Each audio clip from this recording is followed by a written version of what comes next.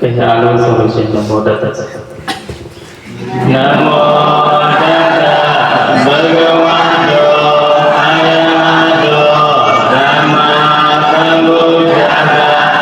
nam mô Tát Tát Bhagavato Arahato Samma Sambuddhassa nam mô Tát Tát Bhagavato Arahato Samma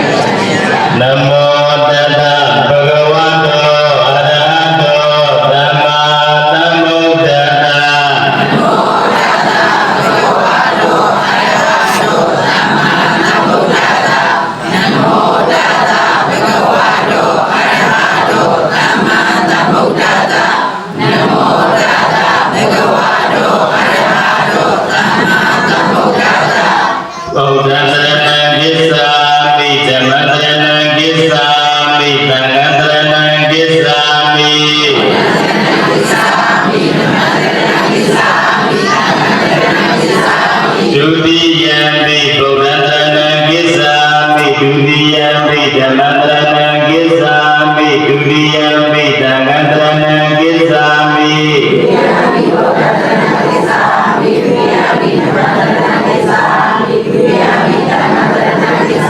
Dadiyampi Buddhandrana Gissami Dadiyampi Dhammandrana Gissami Dadiyampi Dhammandrana Gissami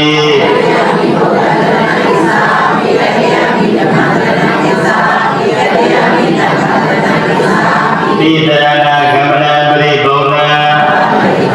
Panadi Bada Vidamani Deka Brandamadiyami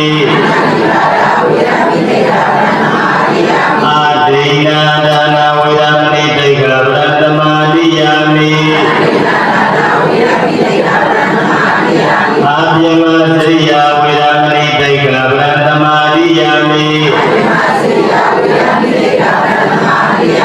Mudha Vada Vidamani Deka Brandamadiyami Sura Miraya Misa Pamada Dana Vidamani Deka Brandamadiyami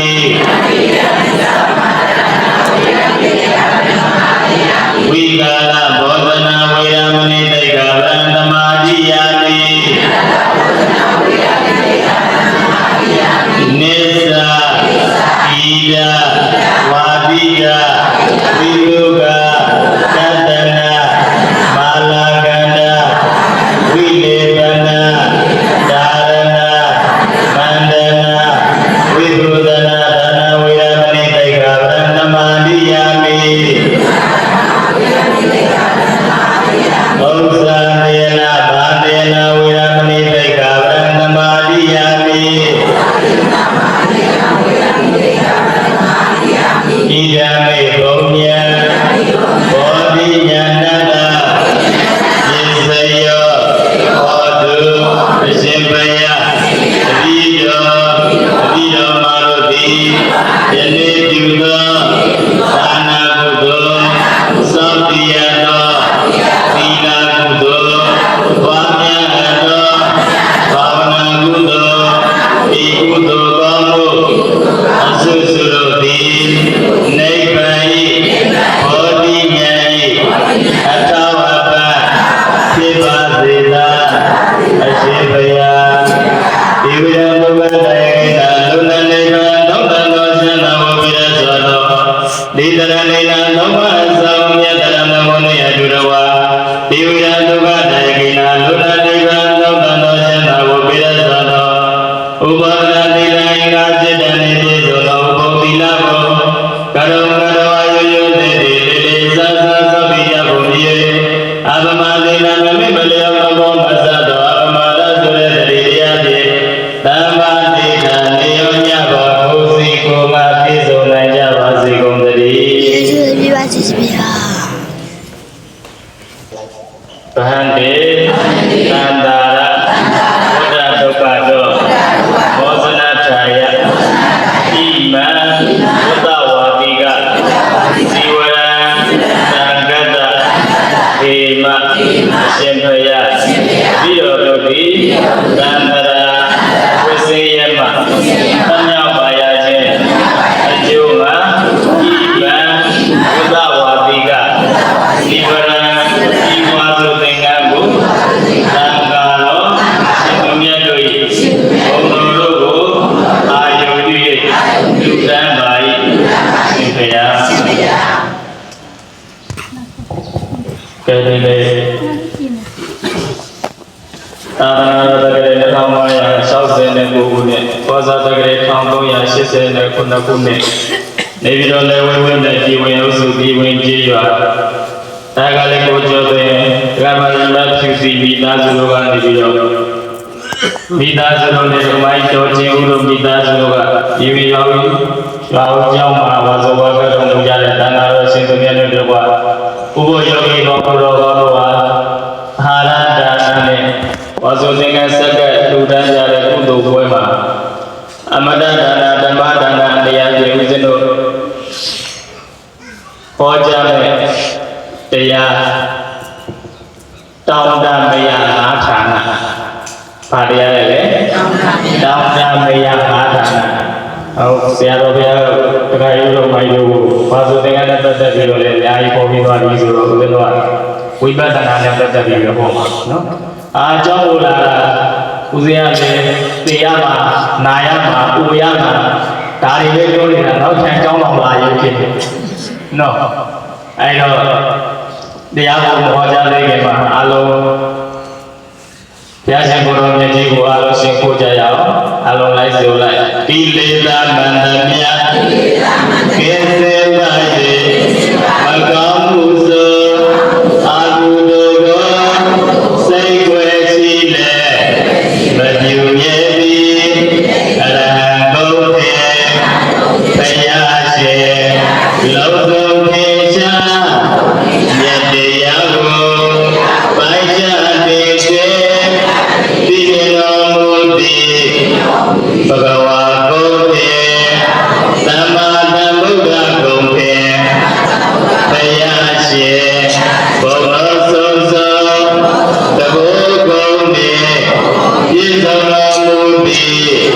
ဘဂဝါဘုရားဘုရားရှင်သူဘုရားရှင်အားတတိတော်များကယောသိဉာဏ်တို့လက်စုံမူကားရှင်ကိုယ်ပါ၏အရှင်ဘုရား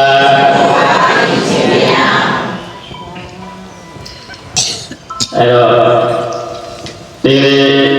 သာလကိုကြောတို့ကမိုင်းတော်တယ်ဦးတို့မိုင်းမဖြစ်ပြီးနော်မိသားစုတွေကနေပြီးတော့ဝါစုသင်္ကန်းစက္ကလူရနဲ့အဲ့လိုဝါစုသင်္ကန်းစက္ကလူရတဲ့အခါမှာဒီဝါစုသင်္ကန်းကိုဝါစုသင်္ကန်းနဲ့လည်းပတ်သက်ပြီးတော့အကြောင်းတော့လေးပြောဒီသင်္ကန်းကိုပြိသိဖယားတိုင်းဝတ်ဆင်ခဲ့ကြတယ်ဘယ်လိုလဲဝတ်ဆင်ခဲ့ကြတာလဲဖယားတိုင်းဖယားပွင့်ပြီဆိုလို့ရှိရင်ပြိသိအင်ကြီးနဲ့ပတ်စိုးနဲ့လေကရုံးနဲ့ဖယားဖြစ်လို့ရပါမလားမရဘူးဒီဓမ္မကြီးတော်သူကြီးတော်ဓမ္မကြီးကျော်တွေတော့သူ့တန်းနဲ့အဲ့လိုမျိုးသင်္ကန်းနေနဲ့ပဲဖယားပွင့်လို့ရတယ်သဘောပေါက်လားအဲ့တော့ဒီကနေ့လူဓမ္မကြီးတော်သူကြီးတို့ဓမ္မတော်လေးကျော်တွေတော့လူတန်းနဲ့သင်္ကန်းဖယားတွေဝတ်ဆင်ခဲ့တဲ့သင်္ကန်းဘယ်လိုဝတ်ဆင်ခဲ့တဲ့သင်္ကန်းလဲအော်ဒီနေ့ငါတို့လူတန်းတဲ့သင်္ကန်းဟာဖယားနဲ့ဝတ်ဆင်ခဲ့တဲ့သင်္ကန်းအားလုံးလူဝေးရလိုက်တယ်ဆိုလို့ရှိရင်ဓမ္မကြီးတော်သူကြီးဝမ်းသာကြမကောင်းလားအဲအလောတော်လိုက်ဆိုလိုက်ပါဖယားနဲ့မှာသင်္ကန်းသာမစွာဝိယတိဖယားနဲ့မှာသင်္ကန်းသာမစွာဝိယတိသင်္ကန်းမဝိညာမြတ်ပယဖြစ်သွားမရှိသင်္ကန်းမဝိညာမြတ်ပယဖြစ်သွားမရှိသင်္ကန်းမဝိစေနဲ့ဘုရားဖြစ်တယ်လို့ရှိပါလားမရှိဘူးအဲ့ဒါငယ်တော်ပြည်သူတွေကဥကျော်တွေတော့လူတန်းတဲ့သင်္ကန်းဟာဘုရားနဲ့ဝိစေကြတဲ့သင်္ကန်းကိုငါတို့လူဝဲရတယ်ဆိုပြီးတော့ဒီလိုမျိုးလေးဒါအစတော့ပေါ်မလို့ပဲမိုင်းတို့ကြည့်ပြီးတော့တဏှာကိုအတလုံးပဲဟောရတယ်နော်အတကြောင်းပဲနောက်တစ်ပတ်ဒီကျမှနောက်ကြောင်းလေးဟောအဲ့တော့ဒီကနေ့အားလုံးတော့တိုင်းတို့မိုင်းတို့ကိုဟောမှာကအလဗနိယဌာနအလဗနိယဌာနတော့တောင်းကားလို့မရတဲ့ငါးဌာနဗာမရတဲ့ငါးဌာနလေမြတ်စွာဘုရားရှင်ကိုယ်တော်မြတ်ကြီးကပိဿပါဏိဘိကဝေအလဗနိယဌာနနိသမဏေနဝါပြမနေနဝါဒေဝေနဝါမာရိနဝါယမုနဝါကေနစီဝါလောကသမိတိဘိကဝေတနာယေနာနိဘေကိုပြောတွေ့ရှုညာဝတ္တရောကောင်းတို့လောကသမိဟောဒီလောကကြီးရဝန္တိဝေနဝါနတ်တွေတော်၎င်းမာရိသမဏေနဝါယတွေတော်၎င်းဒေဝေနဝါနတ်တွေတော်၎င်းပြမေနဝါပြမမင်းတော်၎င်းမာရိနဝါမနမင်းတော်၎င်းပြမုနဝါပြမမင်းတော်၎င်းဧနတိပေလူပေနဲ့ပေသတ္တဝါတို့ကမြတ်အလမရိယဌာနတိတောင်းတလို့ရတဲ့အရာတွေဟာဒေသမဏိငါမျိုးရှိရပါပေကုန်ရဲ့လို့သတ္တန်ရဲ့လူကိုပြည့်ပြည့်လို့တော်မြတ်မြတ်စွာကအဝိဇ္ဇံကရုဏာစေတံယတံဖြင့်ဟောကြားတော်မူခဲ့ပါပေတည်း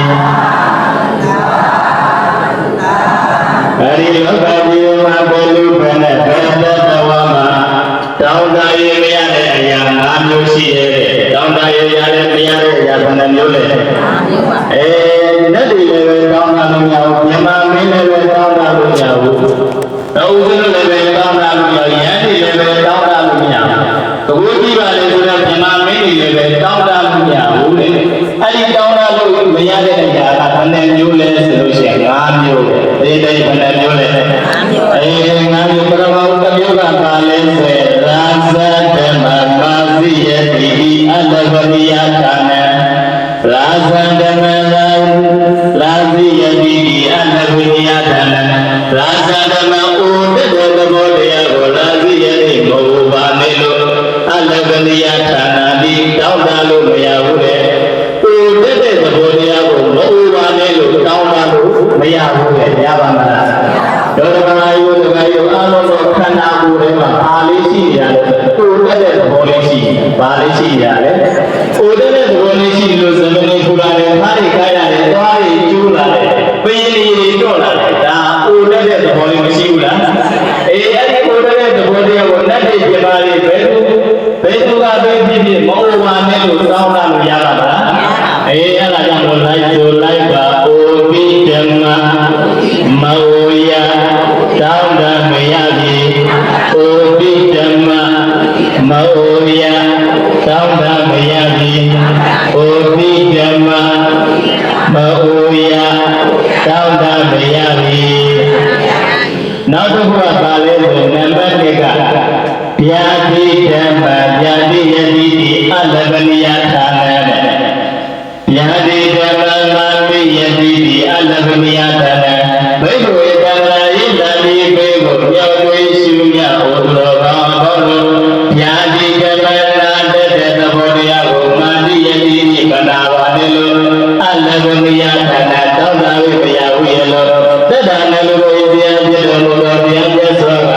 အဝသံကရုဏာခြေတာမြတ်တာဖြင့်ဟောကြားတော်မူခဲ့ပါပေတ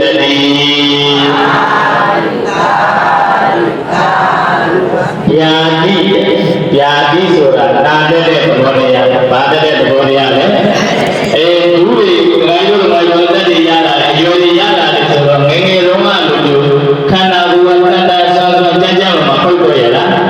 ဒူးတွေမနာလာဘူးလားခါးတွေမနာလာဘူးလားအေးအဲ့ဒီသဘောတရားတွေကပြည့်တဲ့နာတဲ့သဘောတရားတွေဥပ္ပလို့စကားကြီးတို့ရဲ့ခန္ဓာ၅ပါးထဲမှာရှိနေဘူးလားအေးအဲ့ဒီသဘောတရားလေးကိုငါခန္ဓာကိုငါခါနာလိုက်တာငါဒူးကနာလိုက်တာမနာပါနဲ့လို့ပြောရင်တောင်းတလို့မရဘူးလေဘာလို့မရဘူးလဲတောင်းတလို့မရဘူးလေအဲဒါကြောင့်လိုက်ဆိုလိုက်ပါနာတိဓမ္မမနာယတောင်းတမရပြီနာတိဓမ္မမနာယတောင်းတမရပြီနာတိဓမ္မမနာယတောင်းတမရပြီနံပါတ်3ကတော့မရဏဓမ္မမာမိယတိအလဘနိယဌာနဘိက္ခဝေတရာယေနတိဘေကိုပြောသွေးရှိကြဥဒ္ဓဘောဘောလို့မရဏဓမ္မတိတဲ့သဘောတရားကိုမာမိယတိမသေးပါနဲ့လို့အလဘနိယဌာနတောင်းတာရမရဘူးတဲ့သေတဲ့သဘောတရားကိုမသေးပါနဲ့လို့တောင်းတာလို့ရရလားမရဘူးတဲ့အဲဒါကြောင့်မြတ်စွာဘုရားရှင်ကိုယ်တော်မြတ်ကြီးကမရဏဓမ္မမာမိယတိအလဘနိယဌာနဘိက္ခဝေသံဃာယိတံဒီဘေကိုပြောသွေးရှုမြတ်ဟောတော်ကောင်းတော်လို့မရဏဓမ္မသေတတ်တဲ့သဘောတရားကိုမာမိယတိမသေးပါနဲ့လို့အလဘနိယဌာနတောင်းတရမရဘူးရဲ့လို့သတ္တနလူဘုရားပြုတော်မူသောဘုရားမြတ်စွာဘုရားအဝဇ္ဇကရုဏာခြေတာမြတ်တာဖြင့်ဟောကြားတော်မူခဲ့ပါပေတည်းလိုက်ဆိုလိုက်ပါတေတိဓမ္မမတေယတောင်းတမရပြီတေတိဓမ္မ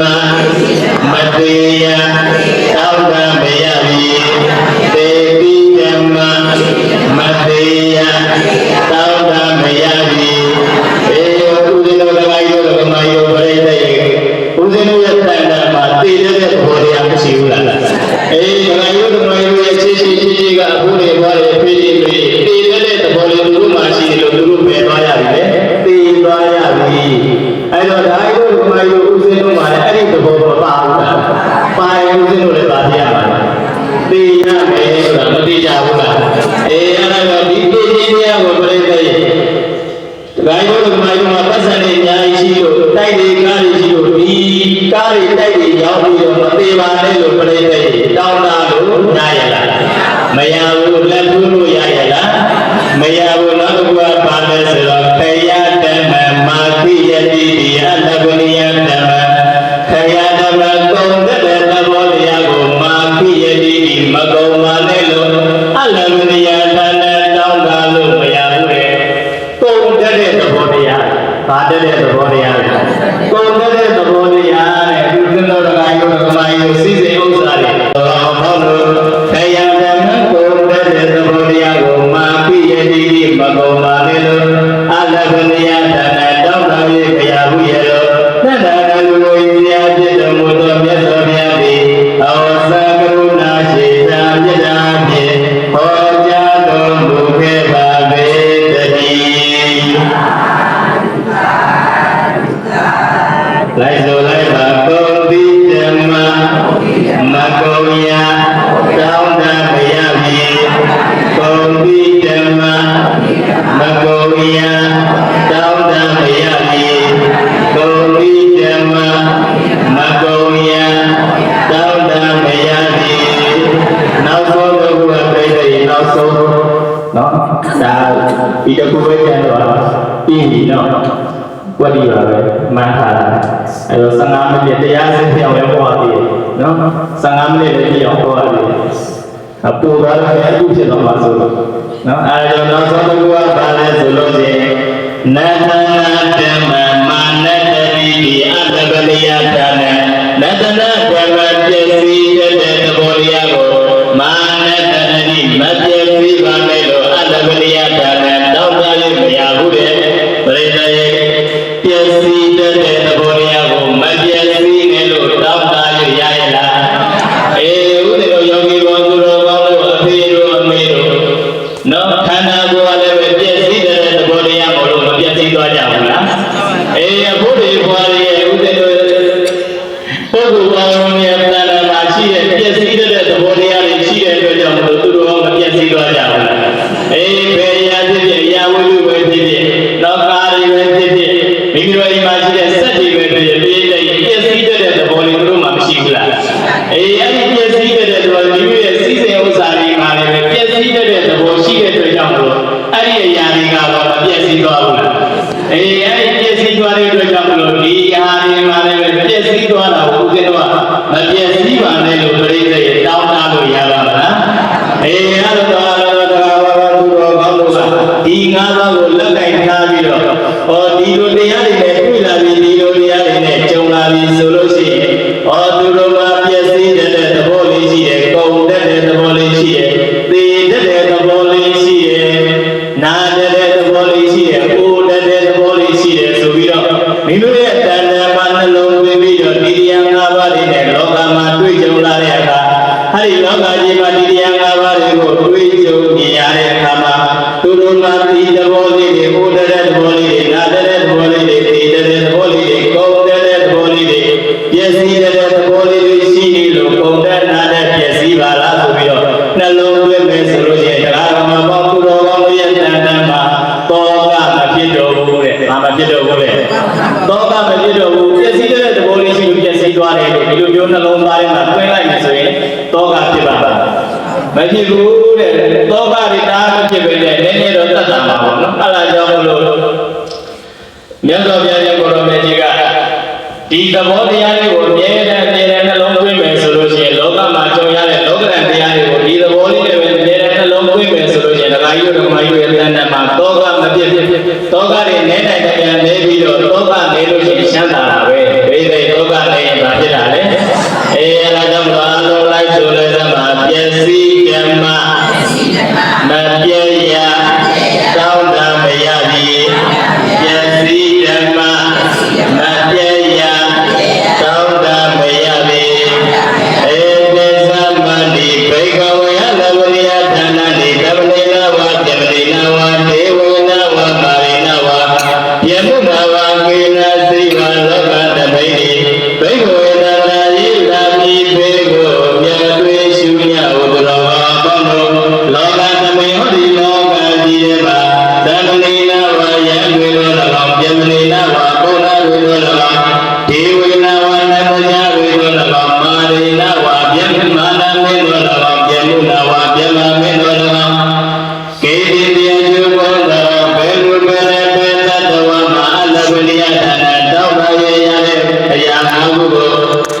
တရဏဂုရုဘုရားဖြစ်တော်မူသောဘုရားမြတ်စွာကဩဇာကရုဏာစေတံမေတ္တာဖြင့်ဟောကြားတော်မူခဲ့ပါပေ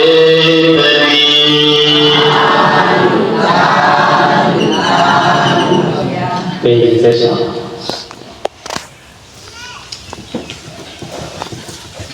အားလုံးပဲလိုက်ဆိုလိုက်အခါလေးရှာ